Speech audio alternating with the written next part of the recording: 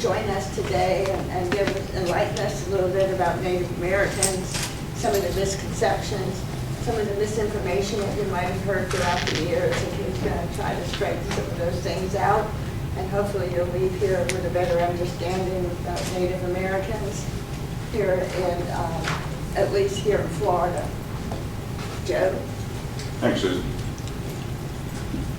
Long ago and far away, many mango seasons ago, Susan used to work with our office. And we went down to the bank where she had worked at one time, and she was introducing me very proudly to some of her former co-workers there, and he said, "Oh, that's your grandmother." Like in those days I had long braids. Today they're a little thin, don't quite have as much hair as I did then. It's longer, but thinner. So hopefully I'll be able to answer some of your questions about Native people. The handout kind of goes through a lot of misconceptions about Native people as to whether or not we can, whether or not we pay taxes. I did have a question about the votes and the right to vote. While we're supposed to have the same right to vote as any other citizens of the United States, that hasn't been the case in New Mexico and other states, particularly in the West.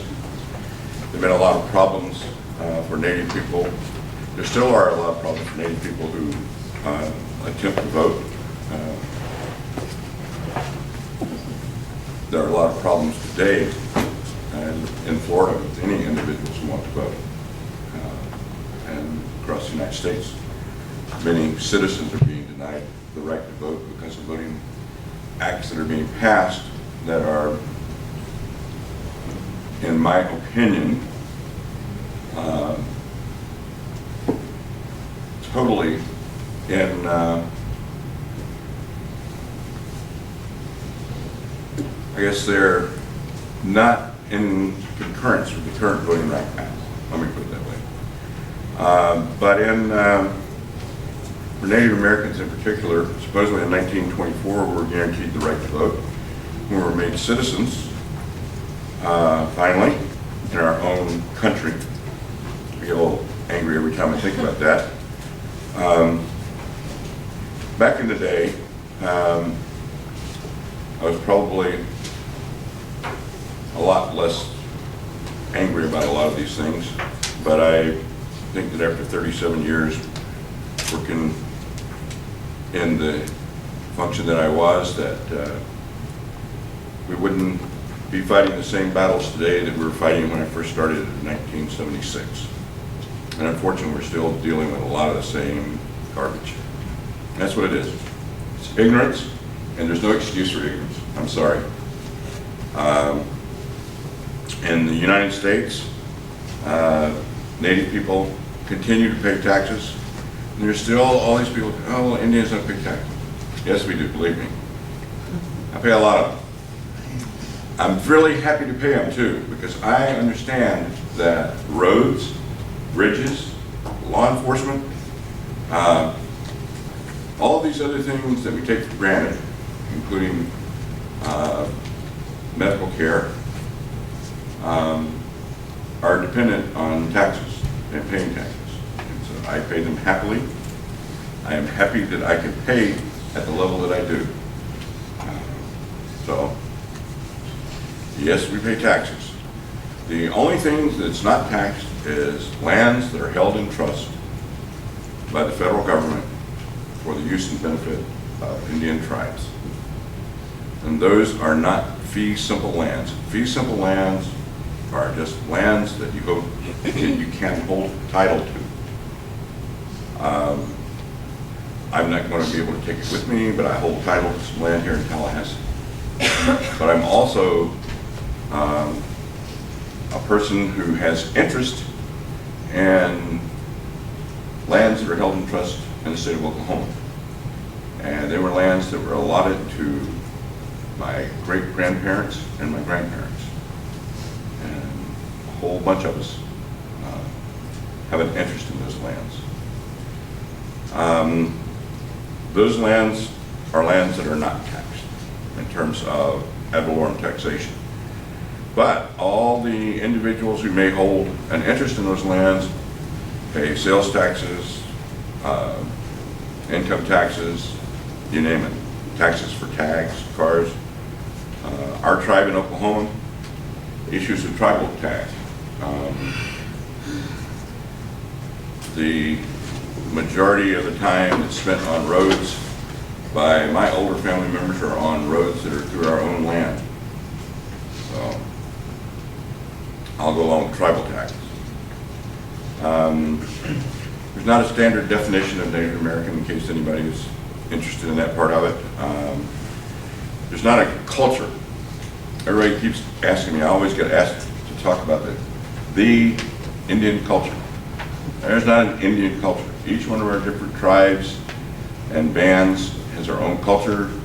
Very often the language may be different. And different religious beliefs. In terms of language, here in Florida, the Seminole Tribe of Florida, their tribal members speak sometimes 2 different languages. The people from the Brighton and the Fort Pierce Reservation speak Muskogee or Creek. The people who are from Big Cypress, Tampa, Immokalee, and the Naples community all speak Hitchiti or Miccosukee. The people at the Hollywood Reservation, depending on which reservation they're originally from, speak either Miccosukee or Muskogee. So Hollywood can be really interesting.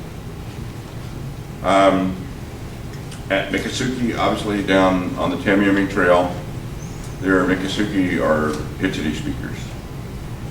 Miccosukee also has a reservation up on the Big Cypress. That's the land up there is kind of divided by Alligator Alley, or 95 or 75. It's 95, right? Thanks.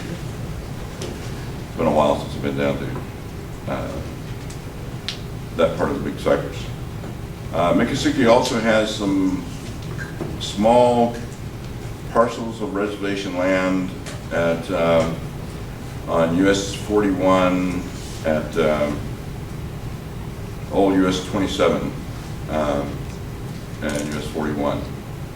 And it's on both sides of US 41 there, very small plots. And the Porch Band of Creek Indians, which is actually headquartered in Escambia County, Alabama, just across the border from Escambia County, Florida, has a few acres of land over here in Florida in Escambia County.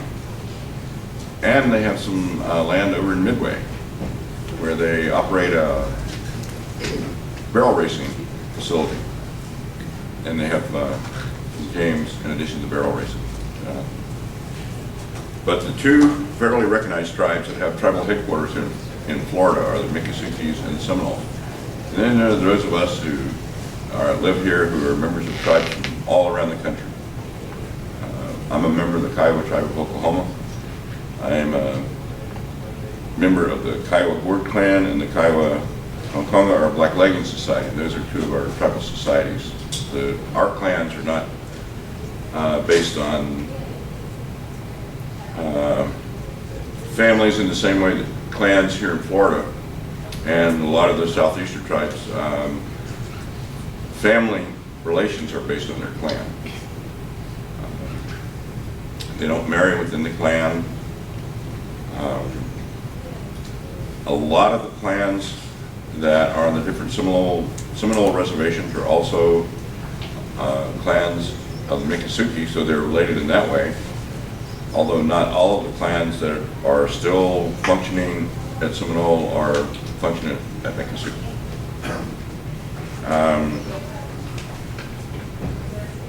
You have any questions, first of all, about the tribes here in Florida? since that's what I'm supposed to be speaking on. Yes? Did you say that family relations aren't between the clans? No? So you marry outside of your clan? Yes. Never marry within your clan. We run a 2-week program every summer for our students, and we bring them in from all over Florida and Georgia.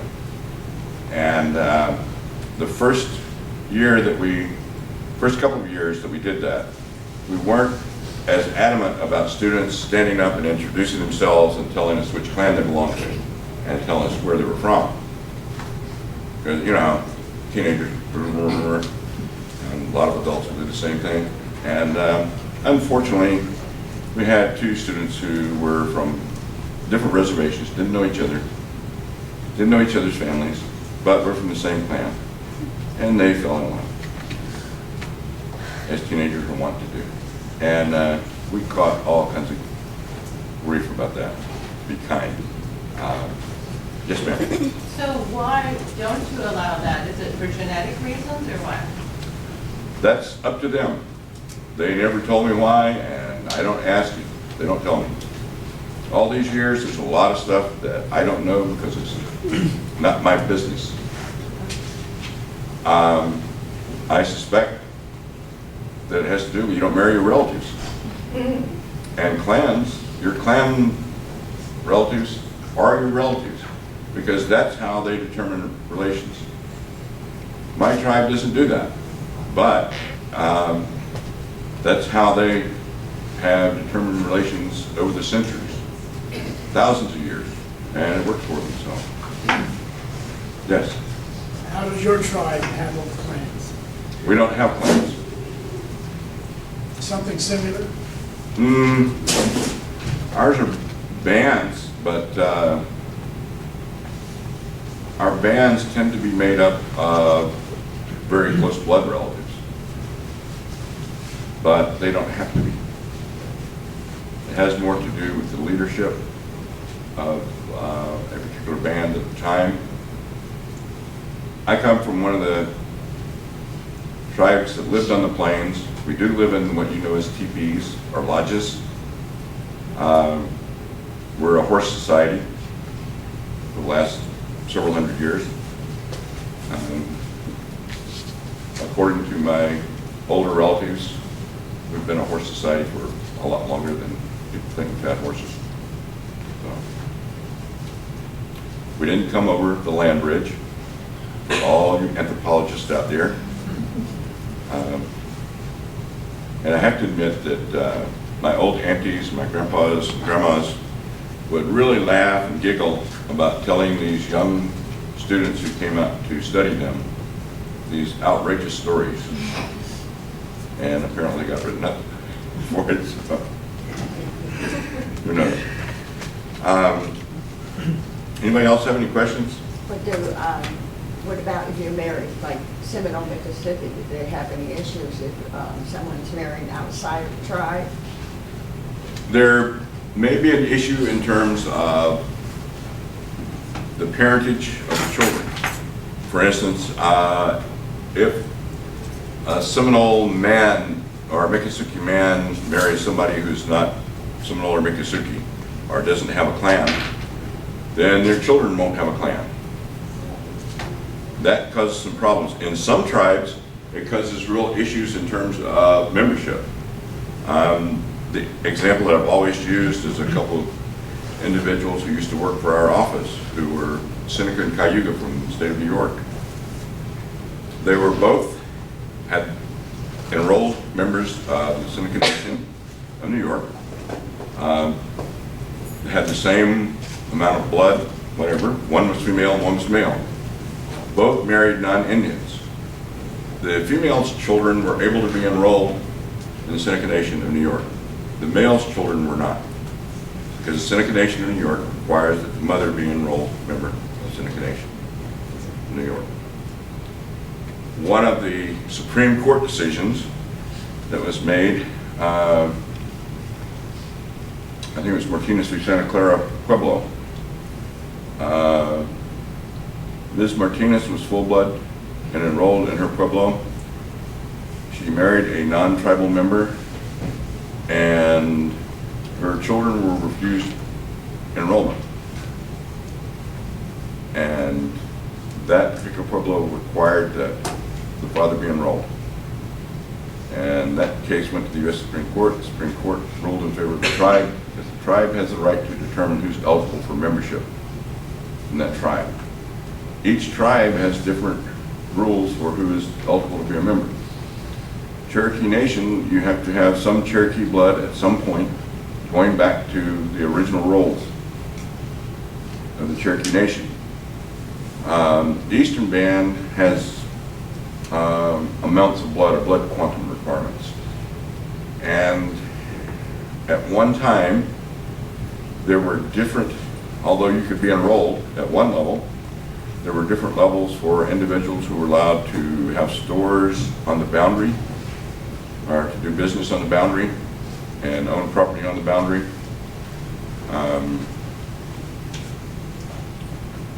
So tribal membership can be really confusing and different depending on which tribe it is. My tribe, pretty straightforward, requires 1/4 degree Kiowa or Kiowa captive blood. Kiowa captives are those individuals who chose to remain with the tribe, who were not tribal members but have been captured from wherever. May have been traded to us by Comanches or other tribes. Comanches also had captives who were eligible for membership in the Comanche Nation, I believe. But yes. Do you have any traditional, at a traditional Indian wedding, do you have any rituals or customs that you can share with us?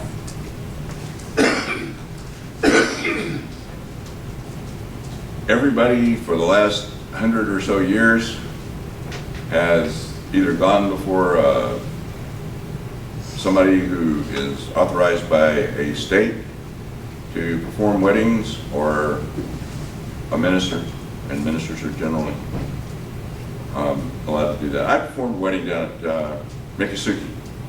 I have no idea what their traditional part of the wedding was. I just did the formal part because at the time I was a notary. And a friend of mine asked me to come down and perform the ceremony for he and his wife. And his wife was Miccosukee, he was Seminole, and her father was a healer. I found out later. Also, most people who are actual healers, you might want to call them medicine men, medicine people, whatever, medicine women, healers don't advertise. If somebody is up front and says, well, I'm a healer, they're probably not. They're full of it, generally. Because I used to spend a lot of time with our current executive director, Curtis Osceola, down at Miccosukee. He and I worked together for years. And I would stay at his home and share meals with the family, which included his stepfather and others. I mean, 10, 15 years. I never knew that his stepfather was a healer. And I was invited down to Miccosukee's school for their cultural day. Miccosukee has a bilingual, bicultural school on the reservation here, and from kindergarten through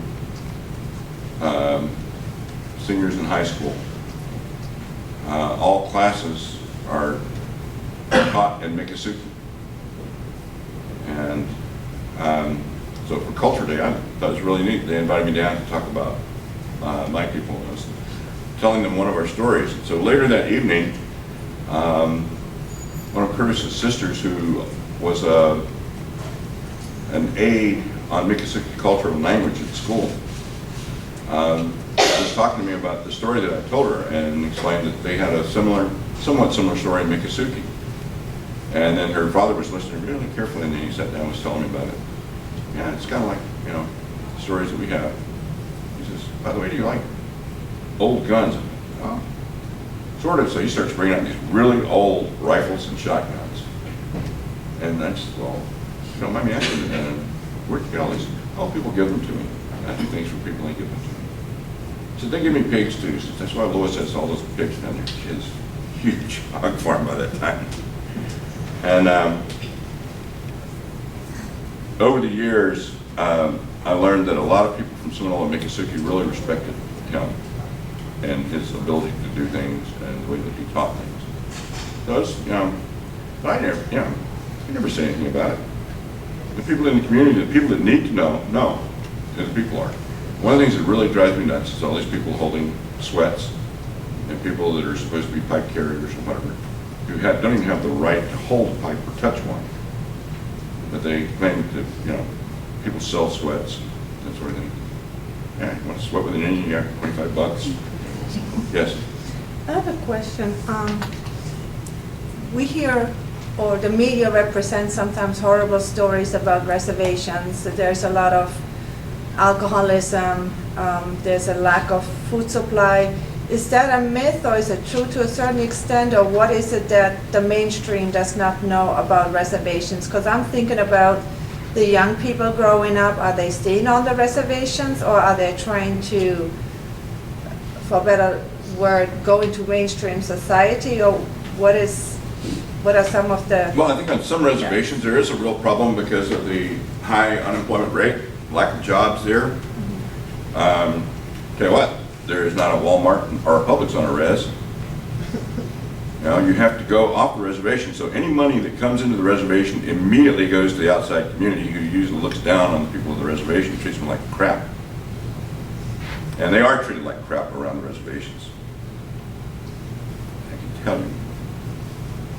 People that rent our land from us in Oklahoma treat my older relatives like crap. Try to treat us younger relatives like crap, but it doesn't work. So are there any positive? Yeah, it's our land. It's our home. That's the positive. And that's something that people can't take away from you. They can take a lot of stuff away from you. They can't take your home away from you in that sense.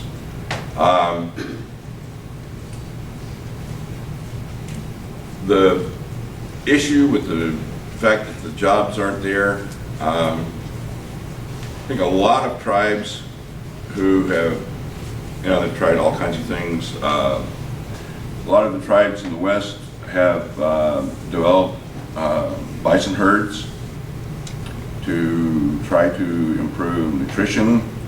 A lot of tribes have worked on farming, gaming, and by the way, not every tribe that has gaming is making huge bucks on it. There are some tribes, and the tribes here in Florida have been really, really fortunate in terms of the impact of gaming on the tribal citizens. Here in Florida,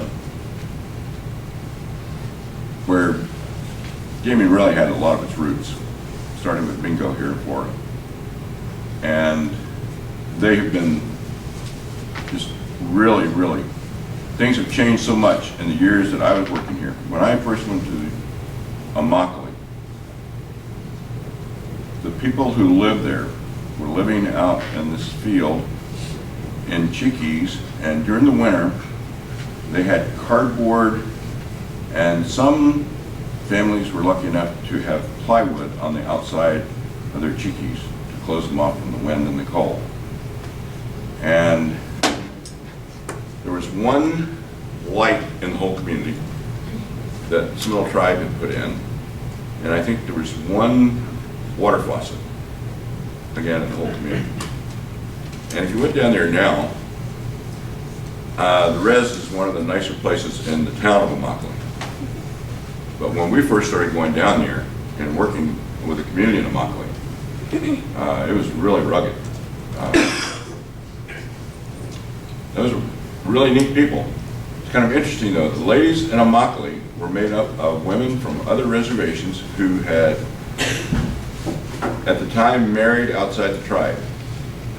And back in those days, in Seminole and Miccosukee, if you married someone from outside the tribe, you were not welcome in the communities on the reservation. It's changed since those days, but back then that's how Immokalee got started. That's how Fort Pierce got started, the community up there, Naples, all those communities. Yes. So when would an Indian choose to go to a healer? Like, do they perform functions like a psychologist or a doctor in India, or why would you go to a healer? You want to be healed. Of what? Of Whatever. disease? or Whatever's wrong with you. Emotional? Is it psychology? Everything? That's the doctor. That's the local doctor. That's who you go to see. For whatever. And is it, I mean, just for minor things, or for, say, TB or something? What would you do if someone thought they had TB? I suspect it depends on the individual. And depends on what community you're from.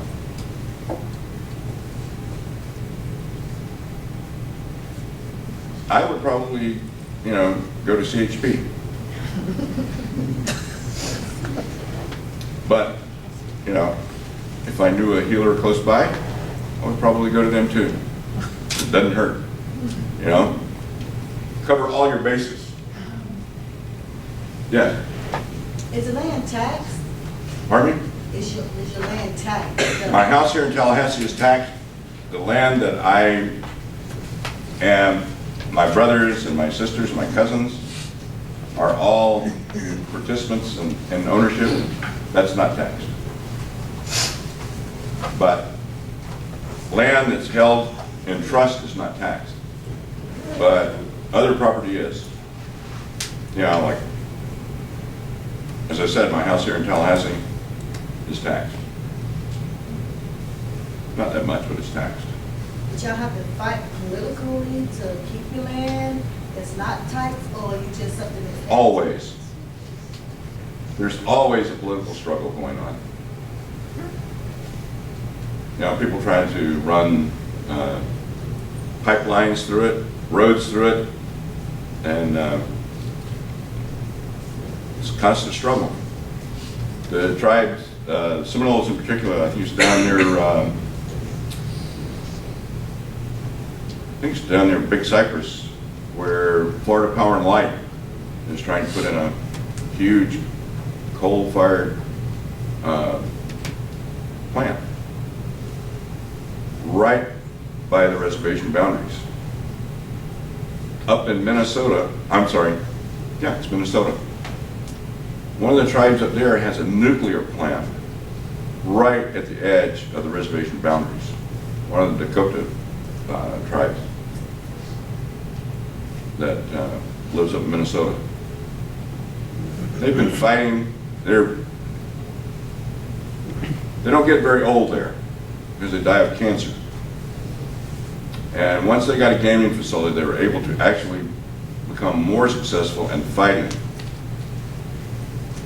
state and federal government in doing something about this plant that's right outside their reservation. So do you...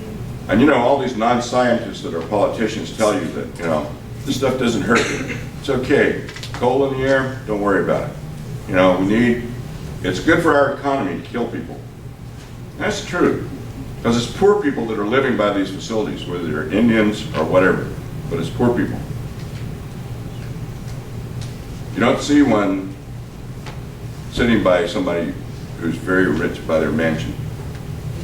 The people that made the money off the coal and all these other things don't have these facilities sited by their homes, but they're by poor people. And again, it's not just Indian people, but in this case, the Indian people have been successful so far in keeping this plant from being built right outside the Big Cypress Reservation. But it's, according to Florida Power and Light, it's out in the middle of nowhere. It's not going to affect anybody. Just Indians up here, don't worry. Yes, ma'am. Do you find that the young people on the reservations, do they embrace the old tribal ways and language on the reservation? Are they taught in schools, or is that part of their life, or do they? In Florida, particularly, it's part of the tribal schools now. Hasn't always been that way. And Miccosukee was, but at Afachki, out of the Big Cypress Reservation, it's always, culture and language have always been a big part of the school. for the parents who chose to send their kids there. But Seminole and Miccosukee kids are most likely able to speak their own tribal language and know a lot about their culture.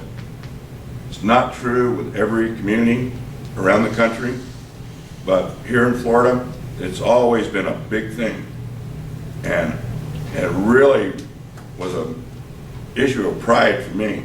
And again, I'm a member of the Kiowa tribe of Oklahoma. Unfortunately, I don't speak my language. Grew up in the East. My grandparents in Oklahoma would speak Kiowa around me, but my dad never did. So what little I learned from my grandparents and old aunts and uncles. But here in Florida, it was a neat thing. You know, I would wake up and these two little guys that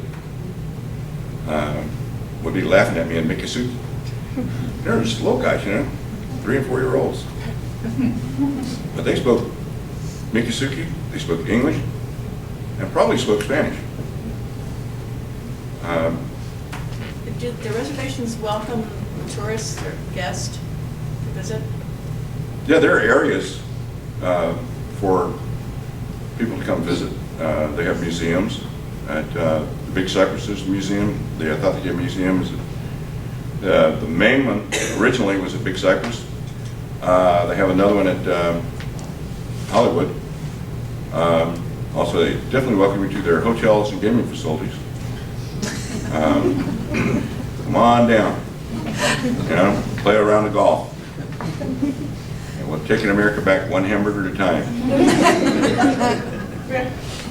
Yes, I'm sorry. Yes, do you have any personal opinion about the recent, you could say the revoking membership from some of the Cherokee members? How the council is they're still trying to go forward with revoking some of the membership, even though they lost some money lost a lot of money that for the entire nation. Do you have anything about that?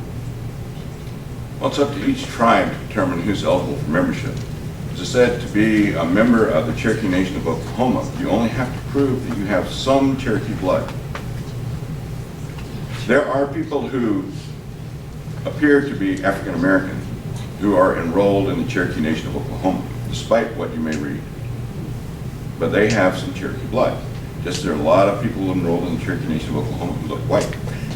But they have some Cherokee blood, so they're enrolled. And it depends on whether or not you can prove that you have some Cherokee blood.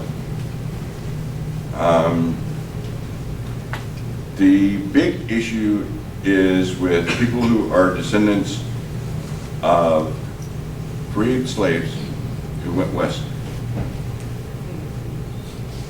And in many cases, there are individuals here in the East who have chosen not to be Indian for several generations. And then now they've decided they want to be Indian. And most of those are not people who appear to be African American. Most of those, passed for generations because it was to their advantage to not be considered to be Indian. And I kind of have a problem with that because now that it's supposedly okay to be Indian, everybody wants to be Indian. You know, that's a growth industry, let me tell you. There are a lot of people out there making money on being Indian. And they think that we all got bingo money or gaming money coming to us. We don't. The big thing is now that I turned 65, for my tribe, is that at Christmas I get a $500 check and a turkey as a senior citizen. I still haven't gotten the turkey yet. I really want the turkey. $500 is great because you know what? We never had that for our seniors before. We never had the money for scholarships and for program for our kids before. But our little gaming establishment down near Texas, we finally got something from Texas. We still have our land, our best grasslands. Never paid for it. That was a side. But Yeah, yes. Aside from culture changes, for the Florida Native Americans, the fracking industry has really had an impact in the Dakotas, and there's supposed to be a huge cultural shift there, that they don't have a real management system there. That I was seeing on this PBS show that they have, this woman looks out, there's no housing, they don't have the housing for the fracking industry. And now this one woman said that she wakes up in the morning from her little double wide and looks out and sees this huge boat or something that they've built, this yacht that they've bought to somehow build an industry, a yachting industry to go with the gambling. But it's just been everybody's making money, so there's just a huge influx of people, industrial people. That's in North making Dakota money. at the, I forgot the tribe. well, it's actually the Mandan, Hidatsas, Arikaras, and, yeah, Mandan, Hidatsas, and Arikaras. They Fort came from Berthold nothing. They had Reservation. nothing, just like the Seminoles. I have a lot of friends up there. And yeah, they're the heart of the energy independence of the United States, and it's destroyed their land. Their land was first destroyed by a dam that was built. And a lot of people lived in an area in a little town called Newtown, North Dakota. It's called Newtown because their old lands where they farmed were flooded to create a power dam, where the power was given to a private utility company who sold it back to everybody else, including the Indians there. And the dam is still maintained by the U.S. Corps of Engineers, by the U.S. government, our tax dollars. So, yeah, and their land is now being destroyed by the fracking industry for oil and gas. But at least some of the tribal members are getting some money for it, which they never got when they were first wiped out. All their farms were wiped out. Those people had 46 different varieties of corn. I was told that they had one that would mature in something like a couple of weeks. They also had little tiny ears of corn, which I still have one. I should have brought it. That they grow up there. But they were a farming people, and they grew corn.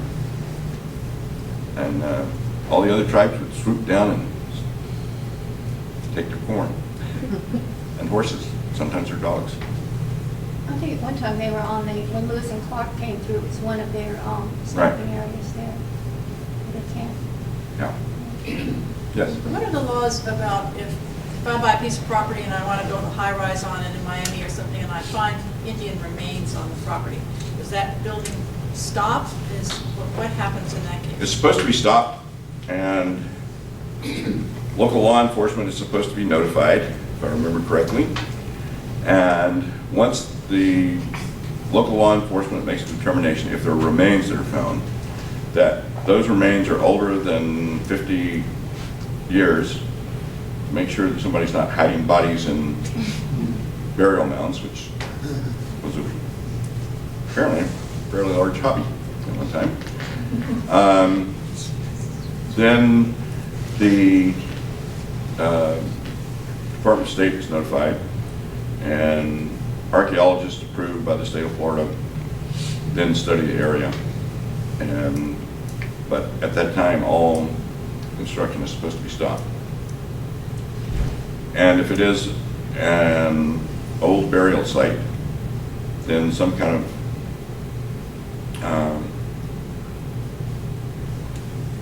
changes have to be made to the plans. There are ways around it, but in general. And it's just as, we wouldn't expect, I wouldn't want to have a house that was built on top of a cemetery. And that's just the idea behind that. Yes? Can you give us some opinions or perspectives on how Native Americans see themselves in the ever-changing mainstream of the United States of today?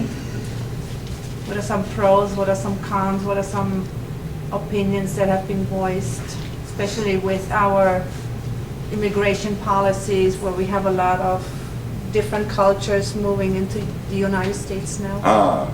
Immigration was our first problem. I have a T-shirt that says, Illegal immigration 1492? oh, mine is about fighting terrorism Since since 1492. Yeah, I saw that. But I mean, what are the current, because I mean, we can go back into the past and talk about the past. I don't have but what a is problem with the future? immigration, and to be quite honest, the people who are, that the big squawk over immigration is about, are people who are probably native people from Central and South America. They're natives down there, and things are so bad where they live, made by people who immigrated to their country, that it's not, they don't think that it's fit and safe for them to live in those areas. But the majority of people who are moving into the United States who are actually causing the problem, in terms of the belief of non-native people here, just remember that all of you got here by some other means. You know, you were immigrants at one time. So let's not jump all over immigrants who are recently moving here. There are a lot of people who are coming here from other parts of the world,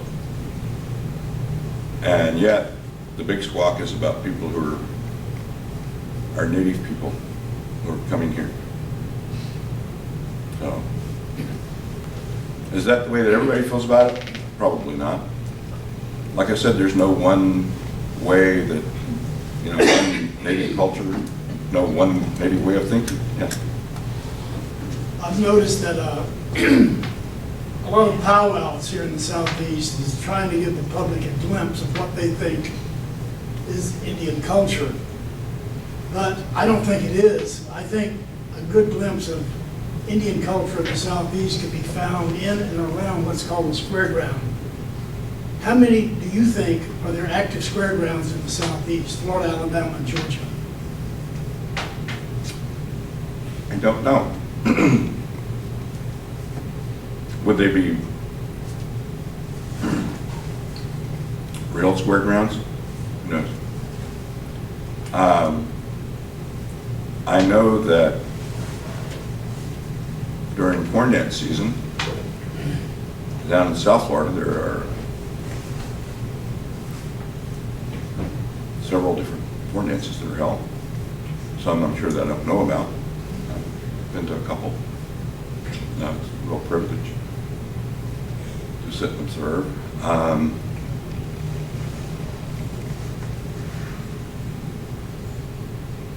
I suspect that different Choctaw communities over in Mississippi probably have some.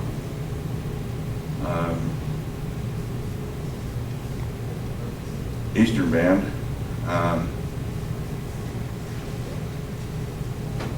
May have something.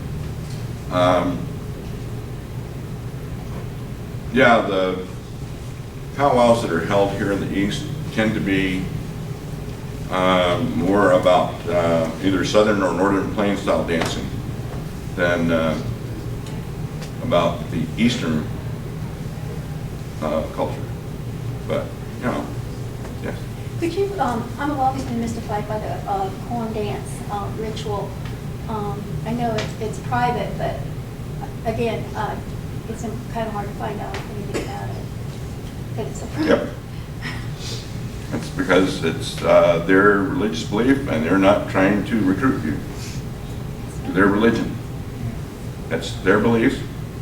It's not my tribe's beliefs, but it works for them. So that's fine. I don't need to know about it so long as it works for them. They don't need to know about mine so long as it works for me. And one of the things that I guess really kind of frosts me is the contention that our belief systems are somehow based on fable and myth. And this from people who believe that call me a savage and yet drink blood and eat flesh ritualistically as a part of their religion. You know, and that's really important to me. You know, dogs, maybe okay. Human flesh and blood, no. But, you know, so who's the most savage? And just a thought. It's a way of looking at things. It doesn't really work for me. But I have relatives who are Methodist ministers. Methodists got part of our tribe, Baptists got another part of our tribe. And then the POD people had everybody. One thing that I like, when I was visiting the Seminoles one time, is their extraordinary confidentiality that just, you know, even at, remember these girls, they're probably 8 or 9, and I'd say, well, who's that? I don't know. Right. Who's that with your mother? I don't know. It just starts so young, and it's, you know, and then I think as they get older, people treat them differently because they don't disclose everything, you know, or they don't want to share anything, or they don't say hello first just because of this or that, you know, so, but it's just the way they were brought up. They don't choose to. Really funny people. They're But- hilarious. They got Yeah. a very dry sense of humor. Yeah. And you have to be willing to be terrorized by them. You know? But they really are funny. One of my favorite older ladies made one of my jackets for me. Used to just give me grief every time she saw me. Stop eating fried bread and drinking beer. I can make a jacket that'll fit you. You know? No matter where I saw her. And she was up here in Tallahassee, and I asked her how she was doing. It's been a really slow day for sales. And she said, "Well, it's a slow day for sales, but I really kind of like it because, you know, I'm tired of being on the res and seeing the same old brown, greasy faces." And it's really tore me up. This is like a 70-year-old lady, just really neat lady, keen.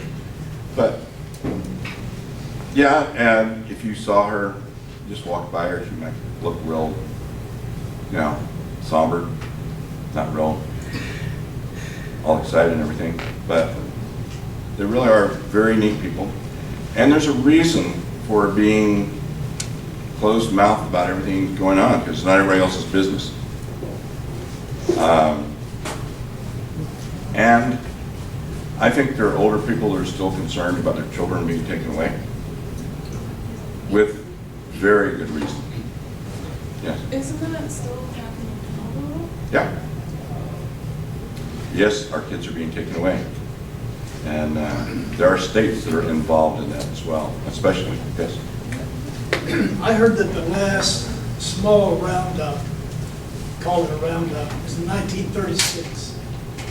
Some Seminoles, is that correct? I heard they actually took some to Oklahoma in 1936. I haven't heard anything about it. They may have. I know that there are people who travel back and forth from Oklahoma who were quote-unquote missionaries. But I don't know about in terms of, there was always the thing with kids being dragged off to boarding school. That's another reason for the silence and the withholding of information, the fear. Part of it, and the other part is not anybody's business. You know, they're very private people. When you live in a chiki, and the whole family lives in the chiki, you have to maintain some level of privacy. Yes? I didn't quite understand what you were saying, that children are still being taken away. Are you talking about children's welfare agencies that Mhm. take Yes, I children am. off the reservations? Yes. And for what reason? Why do you think that is? Well, because the home that they're living in doesn't meet the outside society's definition of what home is. And there's a real lack of understanding on the part of people who draw up rules and regulations within state governments and the federal government who don't understand family. In my tribe, my family is made up, I have brothers and sisters, a number of brothers and sisters, because all of my aunts and my surviving uncle, children are my brothers and sisters. And I have a lot of grandparents. All of my grandfather's brothers and sisters are my grandparents. And I'm related and likely to be taken in by any of those aunts and uncles, many aunts and uncles from those grandparents. And I have all of these brothers and sisters, some that I don't know very well. You know, some grew up in Oregon, some grew up in California and New Mexico, but they're still my brothers and sisters. And while in terms of my father's children, I have one sister and 3 other brothers, but we have all these other brothers and sisters. One of my closest sisters is about 2 months older than me. It's my aunt's daughter, but she's my real close sister because we're close in age. My sister's closest sister is that same aunt's youngest daughter, because they're about the same age. And then my brothers have other brothers and sisters from other aunts and uncles that are closer to their age. So you're saying with all the relatives, there is a social obligation towards Yes. each other? Sure. And we don't want to lose our children to other cultures. And you know that kids in foster care are not treated right. And once you get into the system, it causes more problems for those kids. So no, we do not want to lose our children. It's all we've got.